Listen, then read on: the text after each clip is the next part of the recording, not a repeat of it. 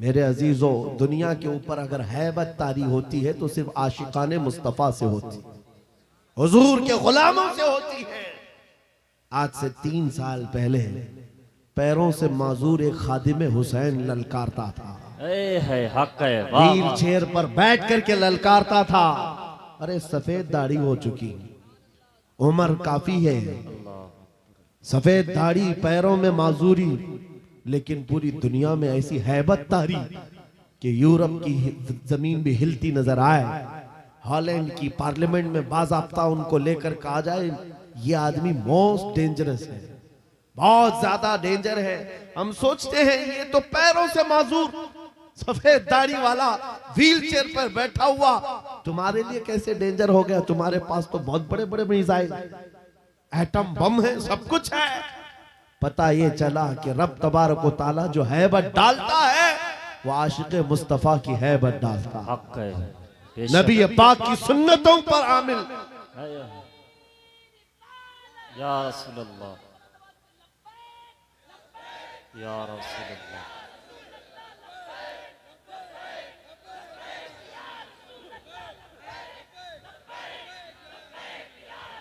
सैयदना उमर इब्ने Khattab रज़ियल्लाहु ताला अन्हु का दौर है। सहाबा इकराम एक इलाके को फतह करते हैं, वहां का जो गवर्नर था, वहां का जो सुल्तान था, वो गिरफ्तार हो गया, दूसरे मजहब से ताल्लुक रखता था और उसने तलवार उठाई थी, इनके खिलाफ कैद हो गया। लेकिन जब कैद होकर के आया तो जाहिर सी बात है, हमारे खिलाफ तलवार उठाए थे, अब फंसे हो तो मार खाओगे, अब तुम्हारी मौत होगी। लेकिन मुजाहिदीन इस्लाम थे, हजरत उमर के पास पेश किया, कहा कि इसका क्या करना है? कहा अगर वो इस्लाम में आता है तो उसकी जान बख्श दी जाए। उस बादशाह से कहा गया कि तू अगर ईमान ले आता है तो तुझे तेरी जान भी वापस और तेरा मुल्क और तेरी सल्तनत भी तुझे लौटा दी जाए, तू ही बादशाह, तू ही गवर्नर है। उसने कहा मेरा दीन इतना आसान नहीं है कि मैं बादशाहत लेने के लिए अपना ईमान छोड़ दूं, नहीं हो सकता, नहीं हो सकता। जान से मारने की बात थी। उसने कहा मैं अपना धर्म नहीं बदल सकता। फिर उसके बाद साहबा ने कहा हजरत अमीरुल मोमिनीन से इसका क्या किया जाए? हजरत उमर फारूक ने क्या किया सुनो, कहा उसको कहो कि हम तुम्हें जेल में डाल देंगे। उस बादशाह से कहा गया तो उसने कहा मंजूर है मुझे जेल, लेकिन मैं अपना धर्म नहीं बदल सकता, दीन नहीं बदलूंगा।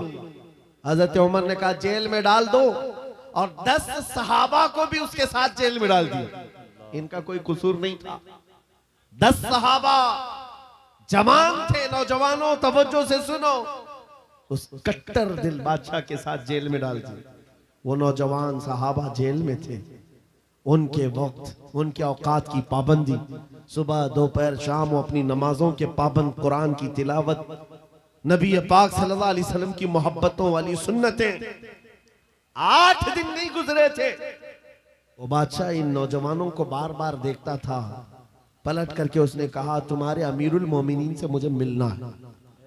पैगाम पहुंचाया गया हजरत उमर के पास, कहा लाओ उसको। पेश किया गया बादशाह को, जेल के बाहर ला करके हजरत उमर के पास। कहा क्या कहना चाहते हो? कहा ईमान लाना चाहता हूं, ईमान लाना चाहता हूं। कहा हमने तो इससे कबल तुम्हारे सामने पेशकश रखी थी, क्यों नहीं लाए? उस वक्त तो तुम्हारी सल्तनत भी तुम्हें वापस करने की बात की गई थी, तब भी नहीं लाए। जेल में डालने की बात की गई, तब भी नहीं लाए। वो बादशाह कहता है इस तरह से अगर आप 25 साल भी मुझे जेल में डालते तब भी मैं नहीं बदलता। मुझे ये सख्तियों ने नहीं बदला, आपके इन 10 जवानों ने मेरा दिल बदला। इनके अखलाक और किरदार मैंने देखा, फिर मेरा दिल गवाही देने लगा ये झूठों की जमात नहीं हो सकती। और मैंने इनकी सुबह देखी, इनकी शामें देखी, इनका उठना बैठना, इनके नमाज, इनकी इबादतें, इनका गिड़गिड़ाना, ये सब देख करके जवानों में मेरा दिल पसीज गया। और फिर दिल ने पुकार करके कहा गुलामों का जब यह हाल है तो फिर आका का हाल क्या है? गिरामी वक़ार, बदल सकते हो आज भी बदल सकते हो कि अगर तुम्हारे अखलाक, तुम्हारा ईमान मजबूत हो जाए, पत्थर दिलों को भी बदल सकते हो। बस बात इतनी है कि अमल के मैदान में तुम्हें आना है, उनके दिलों को बदलना मेरे मौला की शान है, रब तबारक व तआला की शान है। बड़े बड़े जलसे कर लिया, रात पूरी जाग लिया, लेकिन तुम्हारे अखलाक नहीं संवर सके तो ये फजूल हो जाएगा, कोई काम के नहीं। अगर सिर्फ दिखावे के लिए फॉर्मेलिटी अदा करना है तो हमें जलसों में बुलाओ भी मत। हम इस काम के लोग नहीं हैं, हम इस मैदान के लोग नहीं हैं। नहीं, हमारा ये पेशा है कि आपके पास आया, तकरीर किया और कुछ पैसे लेकर चला गया, अपनी कमाई किया। अलायाज़ु बिल्लाह, कभी नहीं। सिर्फ एक दर्द लेकर के चलते हैं कि हमारी जमात में से वो नौजवान किस दिन उठेगा जो इकबाल का जवान था। सुना है कुदसियों से मैंने कि वो शेर फिर होशियार होगा। बस यही दर्द लेकर आप तक, बल्कि बंगाल की खाड़ियों में, बिहार की झाड़ियों में, हर जगह पर सफर सफर इसलिए कर रहे हैं कि कहीं ना कहीं मेरे मौला करीम ने फजल फरमाया और रहम फरमाया उम्मत मुस्तफा पर। हमारा जवान बेदार हो जाएगा, इन गानों को ये लात मारेगा, ये सारे मुजरे करने वाले अखलाक को ठोकर मारेगा और खड़ा होकर दुनिया को बताएगा मेरे नबी से मुझे इतना प्यार है कि तुम अगर नंगे रहने पर फख्र कर सकते हो तो मैं मेरे मुस्तफ़ा की सुन्नतों पर फख्र करूंगा। बेशक सुभान। अगर तुम्हें चोटी रखने पर शर्म नहीं आती तो मुझे दाढ़ी रखने में क्यों शर्म आए। हकीकत बोल रहा हूं या नहीं? अरे लोग आज तो चड्डी पहन करके निकल रहे हैं, उनको कोई शर्म या उनको कोई हिकारत से नहीं देखता, बल्कि फैशन कहलाया जा रहा है। तुम्हें अगर अपने मुस्तफ़ा करीम से मोहब्बत है, जैसे कि कहते हो जान भी दे देंगे, माल भी दे देंगे, उनके कदमों पर कुर्बान भी हो जाएंगे। जान बाद में देना, गर्दन बाद में देना, पहले अपने अंदर मौजूद खराबियों की कुर्बानी दे दो। अपनी जिंदगियों में मौजूद इन तमाम वाहियात को खत्म करो, आ जाओ मेरे मुस्तफ़ा के गुलाम बन जाओ। एक सवाल करता हूं, दिल पर हाथ रख करके और यकीन के साथ मुझे बताओ, अगर कोई तुम्हें हुजूर का गुलाम कहे तो बुरा लगेगा? किसी को बुरा लगेगा? बल्कि मैं तो ये कहता हूं, दुनिया मुझे हुजूर के दरबार का कुत्ता कहकर पुकारे, मेरी जिंदगी की मेराज। हमारी सआदत है, हुजूर के दरबार का कुत्ता कहलाना भी हमारे लिए फख्र है। आपको अगर कोई गुलाम कहता है तो एतराज है आपको बुरा लगेगा?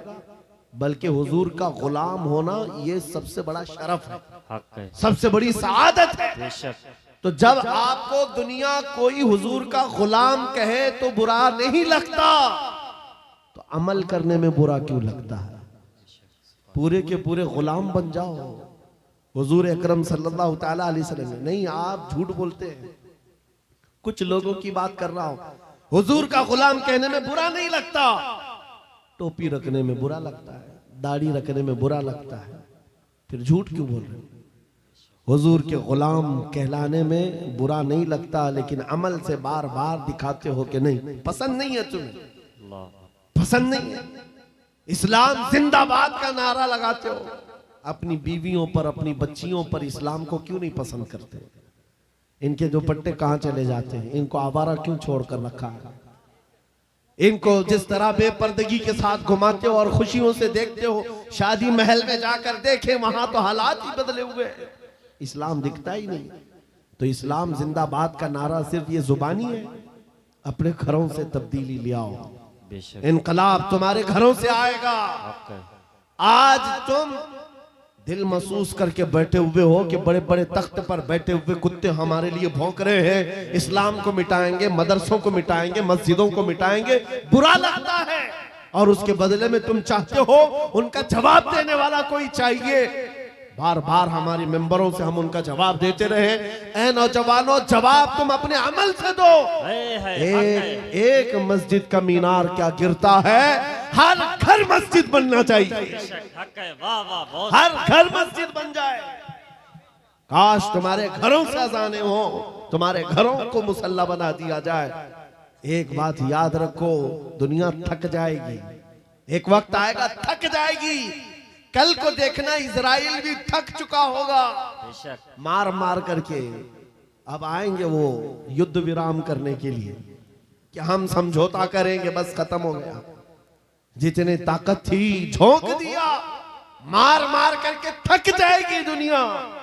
लेकिन हमारी शरीयत का, हमारे दीन का एक मिजाज है, कितने गाजी मारोगे हर घर से गाजी निकले। बेशक हक है। तुम एक चिराग गुल करोगे, मौला 100 चिराग रोशन करेगा। ये सिलसिला चलता रहेगा। यहां पर भी तुम खौफजदा ना रहो, डर के माहौल में ना जियो। बस मैं तुम्हें ये बात कहने के लिए आया हूं, अगर नबी के गुलाम हो तो पूरी गुलामी करो, पूरी गुलामी करो, फख्र के साथ करो, अपनी दाढ़ियों के साथ, अपने शनाख्त के साथ, अपनी आइडेंटिटी के साथ। आपको क्या लगता है कि कोई हमें नौकरी से निकाल देगा, कोई हमें रिस्क नहीं देगा? माज़अल्लाह रज़्ज़ाक ये लोग नहीं, रज़्ज़ाक मेरा रब है, हक है। अल्लाह मेरा रज़्ज़ाक है। एक छोटी सी कम्युनिटी ने अपनी पहचान बना ली पंजाबियों ने, और वो अपनी आइडेंटिटी को लेकर के चलने लगे और दुनिया पर उन्होंने छाप छोड़ा कि हम जहां रहेंगे अपनी शनाख्त के साथ रहेंगे, समझौता नहीं करेंगे। दुनिया उनको एक्सेप्शन देने लग गई कि हाँ ठीक है, तुम इसके साथ ही जियो। ऐ मोमिनो, तुमने खुद छोड़ दिया अपनी चीजों को। काश उस सहाबी रसूल की बात मैं तुम्हें बताऊं। हजरत नौमान एक सहाबी, एक बादशाह के पास उनको बुलाया गया था, हुजूर के तर्जुमान बन करके गए थे, एम्बेसडर बन करके गए थे। और जब उस बादशाह के पास आए, काफिर बादशाह था, एक सहाबी की बात, उसने कालीन बिछाया, और कैसा कालीन था? रेशम का कालीन था। रेशम का कालीन, बहुत महंगा कालीन। और जो कुर्सी बिछाया वो सोने की कलाई की हुई कुर्सी थी। जब सहाबी रसूल वहां पहुंचे, देखा रेशम का कालीन है, अपनी तलवार से फाड़ दिया, कहा उठाओ इसको, जमीन पर चलूंगा। जमीन पर चलकर आए, कुर्सी देखा सोने की रखी है, ठोकर मारकर गिरा दिया, कहा सादी कुर्सी रखो। बादशाह ने पूछा, इतना एटीट्यूड है तुम्हारे अंदर, इतना गुरूर किस बात का? तुम्हारी इज्जत के लिए ये रेशम का कालीन बिछाया, सोने की कलाई की हुई कुर्सी रखा। उस साहबी ने कहा, बादशाह ये गुरूर नहीं, ये तकब्बुर नहीं है, मैं मदीने वाले मुस्तफा का गुलाम हूं, जिनका फरमान है कि मर्द के लिए रेशम का इस्तेमाल हराम है, मर्द के लिए सोने का इस्तेमाल हराम है। मैं दुनिया में जहां कहीं रहूंगा, एक सोने की कुर्सी क्या 1000 कुर्सी रखे, मैं ठोकर मार दूंगा अपना सब कुछ। गुंबद खजरा, मेरे नबी से मेरा रिश्ता, उन सहाबा का ये ऐलान था, उनका ये ऐलान था, जहां रहेंगे हम अपनी आइडेंटिटी के साथ रहेंगे। ये नहीं कि तुम जालिमों के बीच में बैठ गए, शराब का दौर चल रहा है, तुम भी उठाए पी लिए, दोस्ती में तुम भटक गए, औबाश अय्याश नौजवानों की दोस्ती में तुमने वहां पर चरस गांजे भी ले लिए, तुम्हें उस वक्त नबी पाक का ख्याल नहीं आया, हुजूर पाक सल्लल्लाहु अलैहि वसल्लम की निस्बत का ख्याल नहीं आया। एनी टाइम हर जगह पर तुम अपने नबी से जुड़े हुए हो। आज ये अहद करके उठो, जिंदगी के जिस शोबे में भी जाऊंगा मैं मदीने वाले आका का गुलाम बन करके जीऊंगा। ये अहद करेंगे इंशाअल्लाह। बाजार में भी हुजूर के गुलाम, मस्जिद में भी हुजूर के गुलाम, घर में भी हुजूर के गुलाम। इस गुलामी का नतीजा ये निकलेगा, जिस दिन हमारा जनाजा जाए और कब्र में जाने से पहले तुम सिर्फ इतना कह करके जाना मेरे आका से, इतना कह करके जाना, मैं मरूं तो मेरे आका। ये मलाइका से कहना, इसे कोई मत जगाना, अभी आंख लग गई है। फिर देखना नबी करीम सल्लल्लाहु ताला अलैहि वसल्लम की तरफ से खबर में भी तुम्हारी राहत के लिए ये जवाब आएगा, नकीरो जरा आराम से जगाना, ये मेरा दीवाना आया है, बेशक हक है, ये मेरा दीवाना है, थक करके आया है। अगर वो इज्जत चाहते हो तो आज दुनिया के ऐश को ठोकर मारो, आज दुनिया की इन तमाम वाहियात और खुराफात को छोड़ो, आओ मेरे नबी पाक के दरबार में। एक चीज मैंने मिसाल के तौर पर बताई, हमारा फख्र, हमारा गुरूर हुजूर की निस्बत है, बेशक हमारा फख्र हुजूर की निस्बत है, इसको बोलने में शर्माना नहीं है। मैं अभी आपके सामने आता हूं, ये मिसालें सुन लो, ये मिसालें सुन लो, और फिर जिनको मुझे मैसेज देना मैं देता हूं। हजरत उमर फारूक रज़ियल्लाहु ताला अन्हु के दौर में किसरा बादशाह के यहाँ का एक कालीन लाया गया था, वो भी कालीन बहुत महंगा, जिस पर बैठ करके लोग फखर करते थे। बादशाह जब किसी से बहुत खुश होता था उस कालीन पर उसको बिठाता था। और जब किसरा की सल्तनत को उखाड़ फेंका सहाबा ने, सुपर पावर था उस जमाने का, पर्शियन एम्पायर खत्म कर दिया, तो वहां का कालीन मदीने ले आए, अमीरुल मोमिनीन की बारगाह में पेश किया, कहा ये कालीन कहां रखना है? आपने कहा मस्जिद नबवी के दरवाजे के बाहर डाल, तो जो आएगा पैर पोंछ कर आए। है हक है, वाह वाह। उन्होंने ये नहीं देखा बहुत महंगा कालीन है, मेहराब में लगा दो, वहां से आया हुआ है, वो नबी के हकीकी गुलाम थे, वो इज्जत मेरे मुस्तफा के कदमों में ढूंढते थे, बादशाहों क्या नहीं। वो बताना ये चाहते थे, ऐ दुनिया वालों, जिस पर बैठ करके तुम फखर करते हो वो तो मोहम्मद अरबी के कदमों की धूल के लायक नहीं। ये फखर था, नाज था उन्हें नबी पाक की निस्बतों पर। और कसम खुदा की, जिस दिन तुम्हारे अंदर ये बेदारी आ जाए कि हमें अपने नबी पाक सल्लल्लाहु तआला अलैहि वसल्लम की निस्बत पर फखर है, दुनिया तुम्हारी आवाजों को बंद नहीं कर सकेगी, नहीं बंद कर सकेगी। आज मेरे मुतालिक बहुत सारी चीजें मशहूर हैं, और मैं इस बात से खौफ नहीं करता कि कल मेरे साथ क्या होने वाला है। मेरा अकीदा ये है, मौत आनी है तो मच्छर से भी अल्लाह ताला मौत लाए। मौत आनी है, चूंटी और मच्छर से भी आदमी मर जाएगा, और नहीं आनी है तो मोदी योगी से भी नहीं आएगी। है हक है, वाह वाह। नारे तकबीर, नारे रिसालत, जश्न गौसुल वरा, खलीफे हुजूर ताजुल शरिया, खलीफे हुजूर गयासे मिल्लत, नारे तकबीर, नारे रिसालत। ये मिजाज लेकर के चलो, हमारे पास जो दौलत है वो हुजूर पाक की निस्बत है, नबी पाक सल्लल्लाहु अलैहि वसल्लम की मोहब्बत है, लासवाल दौलत है, जो हमें बेखौफ बनाती है, जो हमें निडर बनाती है।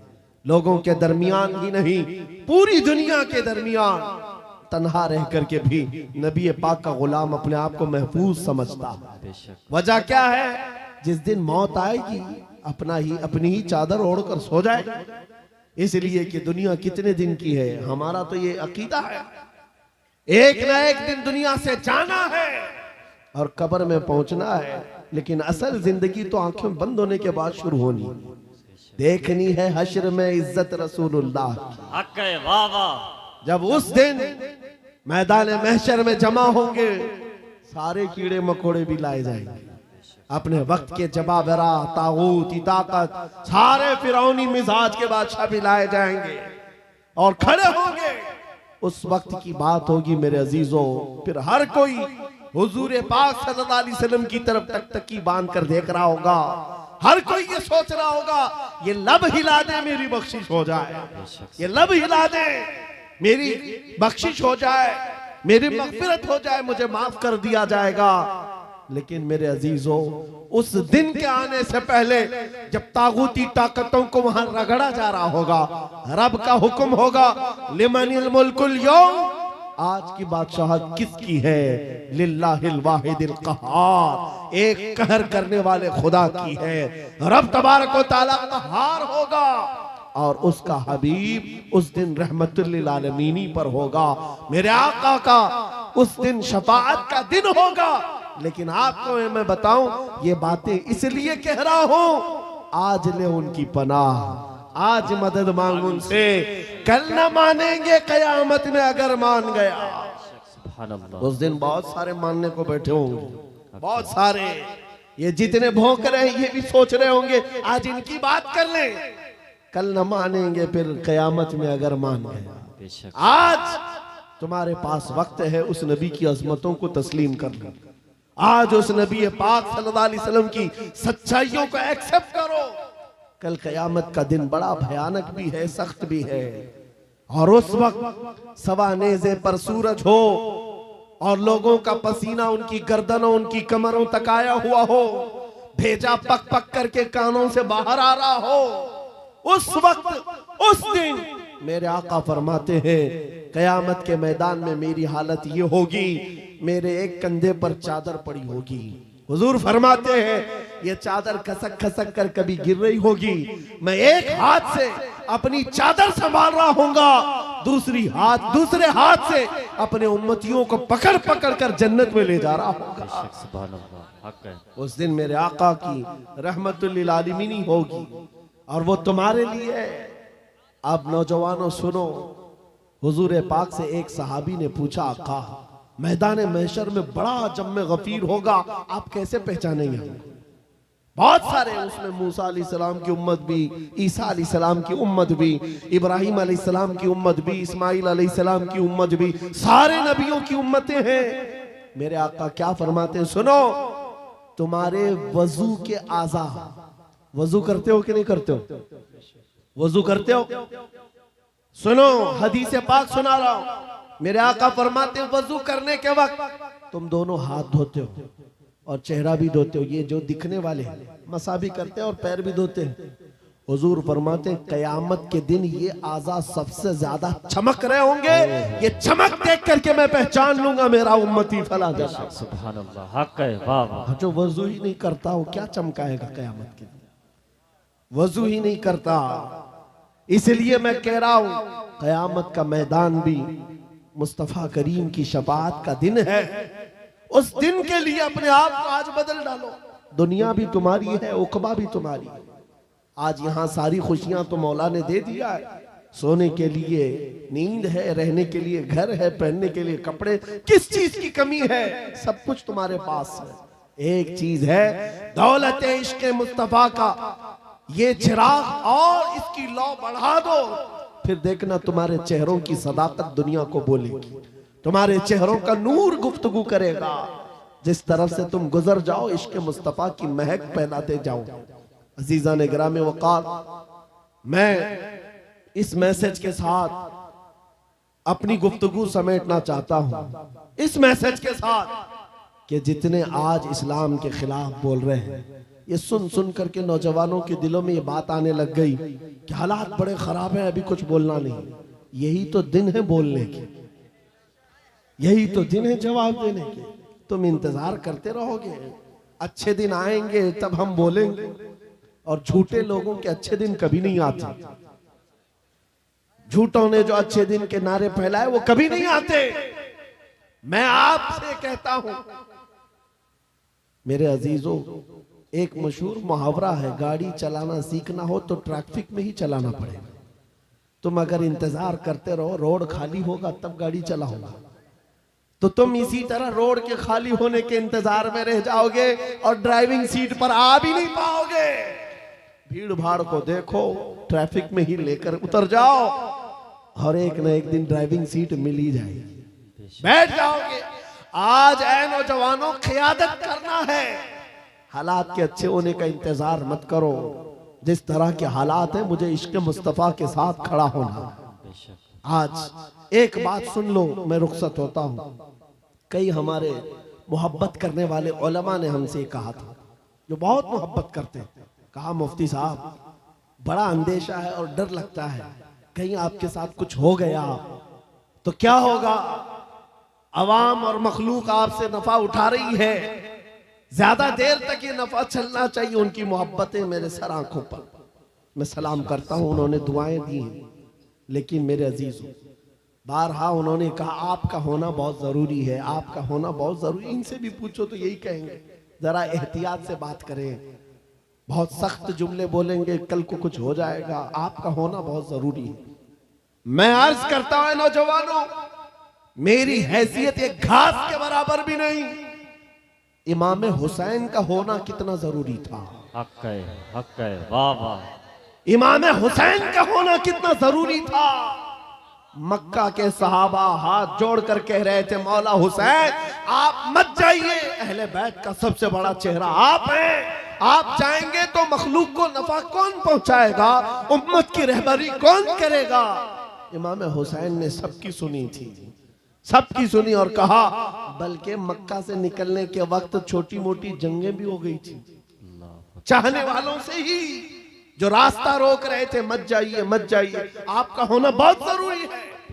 मेरे अजीजों, ये मिजाज हुसैनी था जो ये बता रहा था कि मसलहत के साथ खामोशी के साथ जी लेंगे और 8 साल 10 साल, लेकिन अगर जालिमों के वक्त खामोश रह गए, कल की नस्लें इतनी बुज़दिल हो जाएंगी, वो ये समझने लग जाएंगी जो ऐरा गैरा भौंकना चाहे भौंक सकता है। हमारे बड़ों ने कभी जवाब नहीं दिया तो हम क्या जवाब देंगे। अजीजान गिरामी वक़ार, आपका ये गुलाम और ये फकीर सिर्फ इतना जज्बा लेकर चलता है, कल को मुझसे अगर कोई उलझता है, मेरी फांसी हो जाए, मेरी जेल हो जाए, मुमकिनात में से है, मगर इस बात का मैं खौफ नहीं रखता, कल के बाद हमारी नस्लें आएंगी, वो इतनी बात तो जरूर कहेंगी कि जब नबी पाक की शान में कोई कुत्ता भौंक रहा था तो हमारे बाप दादाओं में से कोई आलिम खड़ा होकर जवाब तो दे रहा था। नारे तकबीर, नारे रिसालत, मसलके आला हजरत, मुहाफिज़े नामुसे रिसालत, शेरे अहले सुन्नत, मशाइखे कालपी शरीफ। आने वाली नस्लों का ईमान मजबूत होगा, नौजवान बच्चे कल को ये तस्करा करेंगे।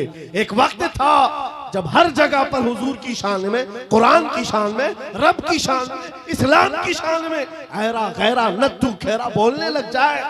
मेरे अजीजों, अगर खामोश मिजाजी इसी तरह की बनाई गई तो आने वाले लोगों के दिलों में ऐसी बुज़दिली आ जाएगी कि कल को ये हुजूर का नाम लेने से भी डरने लग जाएं, कुरान की बात करने में खौफ खाने लग जाएं। नहीं मेरे अजीजों, ऐ नौजवानों, मैं इसलिए चीख चीख करके जा रहा हूँ, इसलिए खुलेआम डंके की चोट पर बोल बोल करके जा रहा हूँ।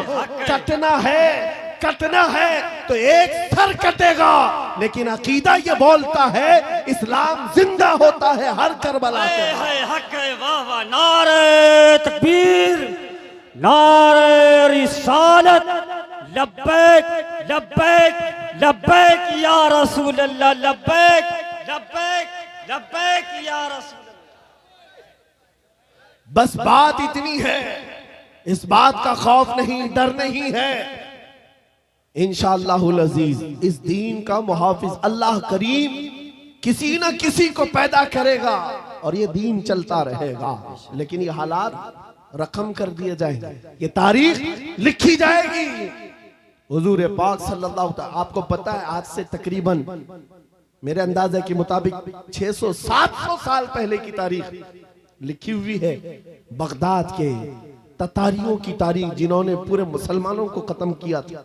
बादशाह ने कई उलमा को, मुसलमानों को बेड़ियों में कैद करके लाकर अपने दरबार में खड़ा किया था और उनके सामने एक ईसाई पादरी को लाकर कहा कि इनके नबी की शान में गालियां दो।